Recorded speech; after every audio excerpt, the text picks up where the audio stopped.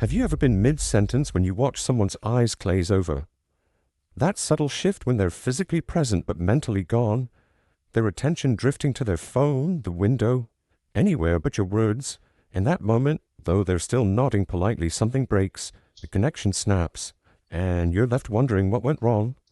Before we dive in, I'm going to share something today that completely transformed how people respond to me. It's a simple technique I discovered that allowed me, someone who used to be regularly interrupted and ignored, to command a room full of senior executives' attention, despite being the most junior person there.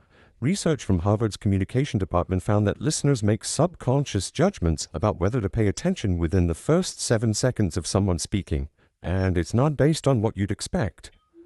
The breaking point. I was at my colleague Mark's dinner party. 8 of us around a table of tapas and wine. I started sharing a story about a client interaction that had profoundly affected me. Mid-sentence, Alicia interrupted with, "Oh my God, did anyone watch that new show on Netflix?" The table immediately pivoted. No one asked me to finish. No one even acknowledged the conversation shift. That night, lying awake at 2 a.m., I asked myself a painful question. What if the problem wasn't them? What if it was me? Not my personality or my worth, but my approach to communication itself. And this is where I discovered what I now call the invisible pull. The communication superpower that I'll break down step by step. The invisible wall. For 3 months, I observed every interaction like a scientist.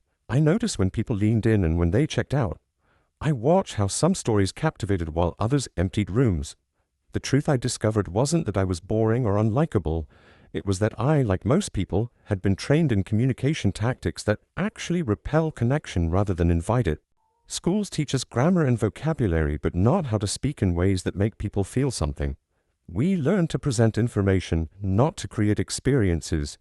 Here are the 3 unspoken rules of communication that changed everything for me and can do the same for you. Rule number 1. The deadliest conversation killer isn't silence, it's correction. Actually, I think you'll find that. Those 6 words might as well be a conversation guillotine. I used to say them constantly thinking I was being helpful, smart, precise. What I was actually doing was subtle social violence. Nearly every piece of communication advice you've ever received is fundamentally broken. Be confident, stand tall, project your voice. These aren't just incomplete, they're actively damaging your ability to connect. Why? Because they focus on how you appear rather than how you make others feel. And people don't remember what you said, they remember how you made them feel. When you correct someone, their brain experiences it almost identically to physical pain. Neuroimaging studies show the same regions that activate when we experience physical rejection light up when we're corrected in front of others. Here's a scene from my life. I'm talking with a friend who mentions, "I can't believe Saturn has 70 moons." My old self would have immediately jumped in. Actually, NASA confirmed it's 83 moons as of last year. Technically correct. Socially devastating. I realized this after watching Rachel, a quiet woman at work whose comments and meetings were sparse but always profoundly attended to. When someone shared an incorrect statistic, Rachel said, "That perspective is interesting. I've been looking at these numbers differently and I'm seeing a 17% increase rather than 10%. Either way, we're moving in the right direction." No one felt wrong. Everyone felt included in a collaborative truth-seeking process. The shift for me was simple but profound. I stopped trying to be right and started trying to be connecting. Rule number 2. Vulnerability isn't weakness, it's gravity. For years I prepared for conversations like job interviews. I'd rehearse anecdotes, polish transitions, eliminate rough edges. I thought perfect delivery would make me more likable. Instead, it made me forgettable. I achieved significant results by implementing a strategic initiative that drove engagement metrics up by 40% while simultaneously reducing overhead costs. Did you feel yourself mentally checking out just now? That's because perfection doesn't connect, it performs.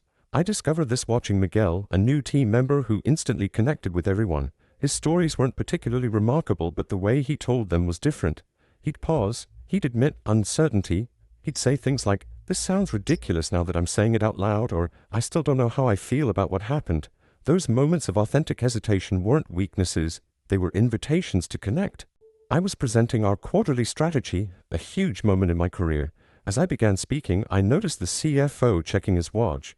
Instead of panicking, I paused and said, "Before I continue, I want to admit something. I rewrote this presentation 12 times last night because I was nervous about speaking to all of you. But what I really want is for us to solve this challenge together, not to impress you with polished slides.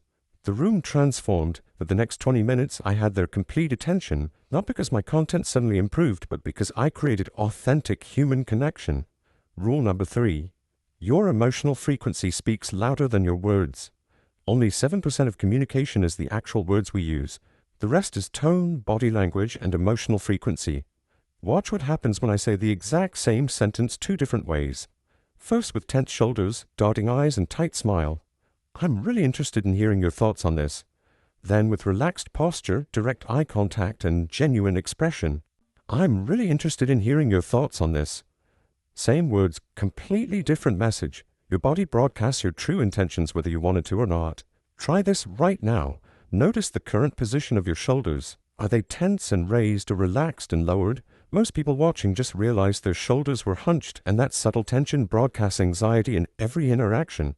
I discovered this watching Elaine, a senior executive whose meetings everyone wanted to attend, despite her being soft-spoken. What made her magnetic wasn't vocal projection, it was her emotional congruence. Most of us broadcast mixed signals without realizing it. We say we're open to feedback while our crossed arms and tight jaws say otherwise. These incongruencies create cognitive dissonance in our listeners. I started practicing emotional honesty before conversations. Instead of masking anxiety with false confidence, I learned to align my outer expression with my inner state. The paradox?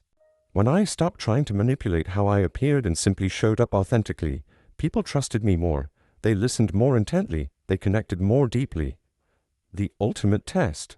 6 months after that humiliating dinner party, I found myself in a job interview for a position I desperately wanted. As the interviewer asked the standard questions, I faced a choice. Rely on my rehearsed answers or try something radically different. When asked about my greatest professional challenge instead of my usual polished story about turning adversity into opportunity, I paused and said, "Can I be completely honest with you? The hardest challenge I faced wasn't a project or deadline. It was learning to trust my own judgment after a major mistake cost my previous company a valuable client. For months afterward, I second-guessed every decision. I eventually realized that failing doesn't make me a failure. It makes me someone who takes meaningful risks." The interviewer set down her pen. We spent the next 40 minutes in genuine conversation. I later learned that out of 17 candidates with similar qualifications, I was the only one they remembered clearly. The invisible pole technique revealed.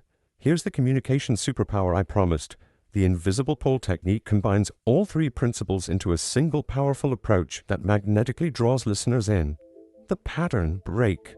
Start with something unexpected that interrupts the listener's prediction of how the conversation will go.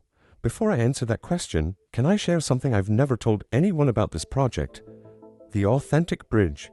Connect your message to something genuinely meaningful to you. Show why you care before showing what you know. This matters to me because 4 years ago, I was the person struggling with exactly this problem. The open space. End your most important points with vulnerability that invites others in. I'm still figuring out the best approach here, and I'd really value your perspective. When these 3 elements combine, people don't just hear you.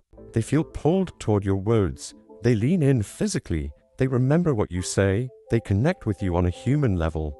I've taught this technique to over 300 professionals now, from CEOs to people with debilitating social anxiety, and the results have been transformative. One client used it in a presentation and afterward had 3 different executives approach him. Another used it on a first date that turned into a 4-hour conversation. The power of this approach isn't that it makes you more impressive, it's that it makes you more human. And in a world where everyone is trying to impress, humanity is the scarcest resource. Remember, being heard isn't about commanding attention, it's about creating connection. It's not about being the most articulate speaker, it's about being the most authentic one. Here's my challenge to you. Use just one element of the invisible pole technique in the next 24 hours. Then come back and leave a comment describing what happened. What makes someone a captivating communicator isn't vocabulary or volume or virtuosity with words. It's the courage to be real in a world of carefully curated personas. That courage, it's already within you. It doesn't require complex techniques. It simply requires trust that your authentic voice with all its imperfections is exactly what the world is waiting to hear.